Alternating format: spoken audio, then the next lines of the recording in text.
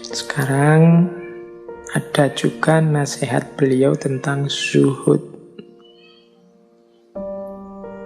Ada 2 kalimat dari Imam Malik yang berhubungan dengan zuhud. Yang pertama, kata Imam Malik, apabila seseorang itu zuhud, Allah akan memberi nikmat kepadanya. Yang kedua, zuhud itu bukan ketiadaan harta, namun mengosongkan hati darinya. Ini 2 kalimat untuk jadi bahan kita muhasabah.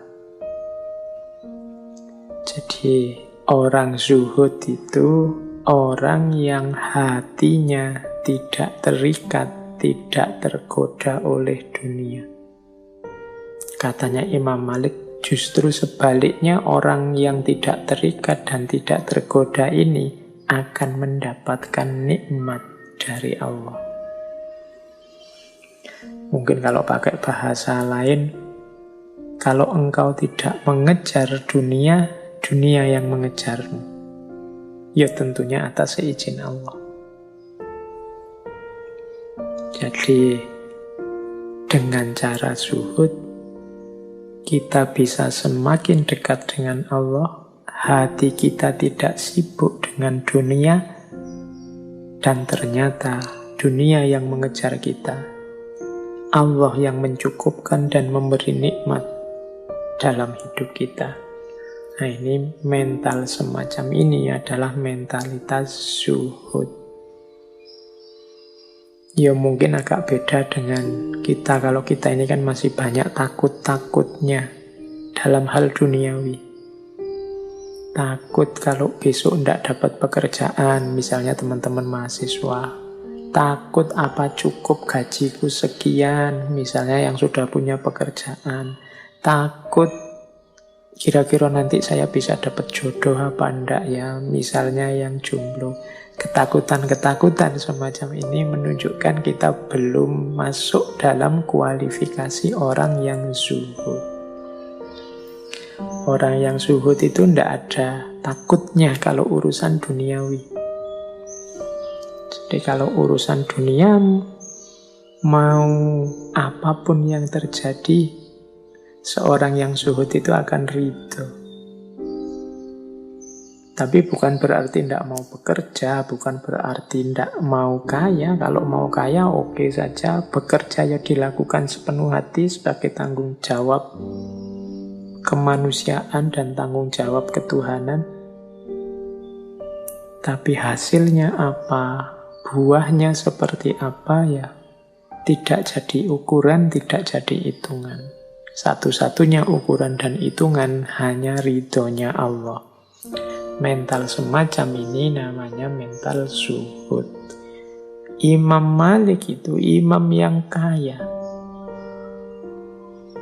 Tadi saya ceritakan beliau ini suka menggunakan baju-baju yang mewah. Tapi kekayaan tidak nempel di hatinya. Ada beberapa kisah ini saya bawa ya. Misalnya ini ada contoh. Ada ceritanya Imam Malik. Jadi Imam Malik ini punya tabiat kalau orang memberi hadiah, ya diterima. Tapi hadiah itu tidak membuatnya terikat, tidak membuatnya terpengaruh, bahkan kalau mungkin dikembalikan lagi. Jadi ada cerita, suatu hari beliau ini oleh wali kota Madinah diberi hadiah kuda yang indahnya luar biasa, pelanannya mahal. Nah, kuda ini oleh beliau diikat di depan masjid. Wah, semua orang kagum, termasuk Imam Syafi'i. Imam Syafi'i melihat kuda itu, wah luar biasa ini guru. Kudanya tangkas sekali, kudanya hebat sekali. Imam Malik tiba-tiba saja bilang, huwalak. Huwalak itu ya, sudah ambil saja. Oh. Padahal banyak orang kagum, banyak orang berdecak melihat kuda yang indah itu. Tapi bagi Imam Malik, itu bukan sesuatu yang nempel, bukan sesuatu yang harus dipertahankan mati-matian. Tidak kok. Imam Syafi'i dicarikan kudanya yang lain yang tidak selevel itu, ya enggak. Ada orang suka langsung diberikan saja. Itu menunjukkan dunianya enggak nempel. Loh, tapi kan pemberiannya masih diterima. Ya, pemberian diterima itu kan kemungkinan dalam rangka membahagiakan orang yang memberi. Jangan lupa, kebahagiaan itu tidak cuma saat diberi, tapi kebahagiaan lebih besar itu kebahagiaan memberi. Maka memberi kesempatan orang untuk bahagia dengan berbagi itu bagi saya juga termasuk kebaikan. Jadi kadang-kadang kan banyak kita yang melihat para ulama itu loh, pekerjaannya apa sih? Kemudian kita vonis mereka, wah mereka itu cuma nunggu sangunya dari orang-orang yang sowan, orang-orang yang datang. Insya Allah para ulama itu mentalnya seperti Imam Malik ini. Pemberian akan selalu diterima dengan pertimbangan bahwa orang memberi itu punya kebahagiaannya sendiri. Orang memberi itu ada kepuasannya sendiri. Plus pemberian itu tidak akan nempel, tidak akan melekat ke mereka. Kalau saat itu juga ada orang butuh, pasti pemberian tadi akan diberikan pada yang butuh. Sebagaimana Imam Syafi'i begitu lihat kendaraan yang luar biasa, ya langsung sama Imam Malik, ya sudah kalau kamu suka, hualah, ambil saja. Kuda itu buatmu. Nah, ini contoh sikap yang tidak terikat oleh dunia. Ini yang disebut mental zuhud. Kaya raya tapi batinnya adalah batin yang zuhud. Ada cerita lagi. Suatu ketika Imam Malik ini dikirimi uang 1000 dinar oleh Khalifah Al-Hadi. Nah, Imam Malik sudah curiga ini, karena yang memberi Khalifah mesti ada pamrihnya. Nah, dalam kasus seperti ini, oleh Imam Malik, uang ini disimpan baik-baik, tidak disentuh sedikit pun. Suatu ketika Khalifah datang ke Madinah. Setelah menunaikan ibadah haji, mengunjungi Imam Malik. Nah, sambil datang ini membawa salam tempel kalau sekarang namanya ya. Uang yang diamplopi itu 1000 dinar lagi. Kemudian beliau merayu Imam Malik untuk pindah ke Baghdad, diberi jabatan yang tinggi. Nah, oleh Imam Malik,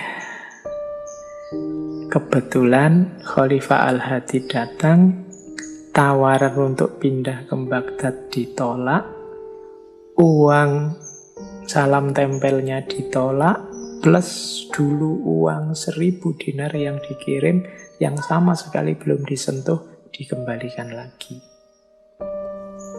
Nah, ini salah satu contoh bagaimana beliau ini tidak terikat oleh dunia, punya mentalitas zuhud. Oke, baik, kita lanjutkan lagi ya.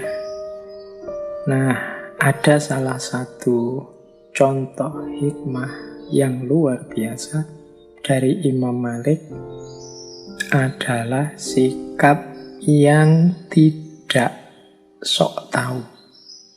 Jadi Imam Malik ini dikenal punya kalimat idola, yaitu la adri, atau aku tidak tahu. Dan ini banyak sekali cerita-cerita tentang tabiat sangat tawaduknya Imam Malik. Jadi beliau ini tidak mengklaim dirinya tahu segala hal. Kalau memang ada pertanyaan yang beliau tidak tahu, beliau tidak malu-malu jawab, saya tidak tahu. Dan tidak akan ngarang-ngarang jawaban untuk menghibur orang biar kelihatan pinter.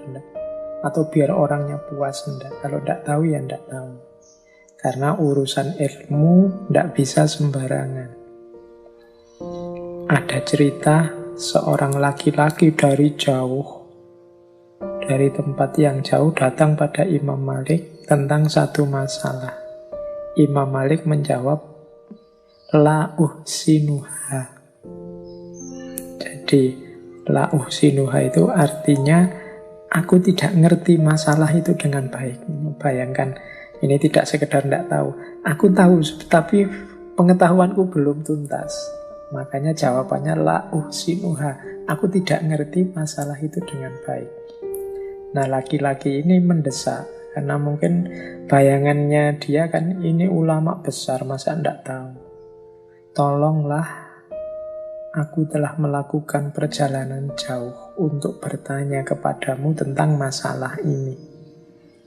Imam Malik terus menegaskan, ketika engkau kembali ke tempat tinggalmu, kabarkan pada masyarakat di sana bahwa aku berkata kepadamu, la uhsinuha.